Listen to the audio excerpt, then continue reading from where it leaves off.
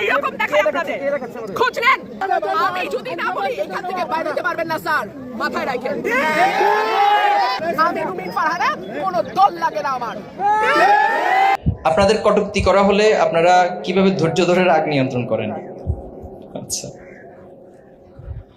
তো আমাদেরকে ধৈর্য ধারণের জন্য আমাদের প্রিয় নবী হযরত মুহাম্মদ মুস্তাফা সাল্লাল্লাহু আলাইহি ওয়াসাল্লাম তিনি শিখিয়ে দিয়েছেন। এজন্য আমরা মূলত ওনার শিখানো, ওনার মডেলের আলোকেই আমরা ধৈর্য ধারণ করি। আল্লাহ সাল্লাল্লাহু আলাইহি ওয়াসাল্লামকে কষ্ট দিতেন। আল্লাহ সাল্লাল্লাহু আলাইহি ওয়াসাল্লামকে বিভিন্ন সময় ওনাকে হত্যা করার উদ্দেশ্যে ওনার গলাকে পেঁচিয়ে রাখতেন। তিনি যখন নামাজের সিজদা অবনত হতেন তখন ওনার পিঠের উপরে নাড়ি বুড়ি বিভিন্ন ময়লা আবর্জনা ওনার পিঠের উপর উঠিয়ে দিতেন এবং ওনার ঘরের সামনে বিভিন্ন ময়লা আবর্জনা ছিটিয়ে কাফেররা বিভিন্নভাবে মানসিক কষ্ট দিতেন। তো এরপর আল্লাহ সাল্লাল্লাহু আলাইহি ওয়াসাল্লাম ধৈর্য ধরতেন, কারণ ধৈর্যের কারণেই যে স্বপ্ন লালন করতেন, ধৈর্য এবং স্বপ্নের মধ্য দিয়ে আল্লাহ সাল্লাল্লাহু আলাইহি ওয়াসাল্লাম আলটিমেট বিজয় লাভ করেছিল। তো এই জন্য আমরাও সেখান থেকেই ধৈর্য শিখেছি এবং সে আলোকে ধৈর্য ধরছি। দোয়া করবেন আল্লাহ যেন আমাদের আরো ধৈর্য শক্তি বাড়িয়ে দেয়। আমি মাঝখানে একটা টক শোতে তো আমি খুব বেশি পাল্টা কাউন্টার অ্যাটাক করি নাই যে কোনো একজন মানে সিনিয়র দায়িত্বশীলের সাথে।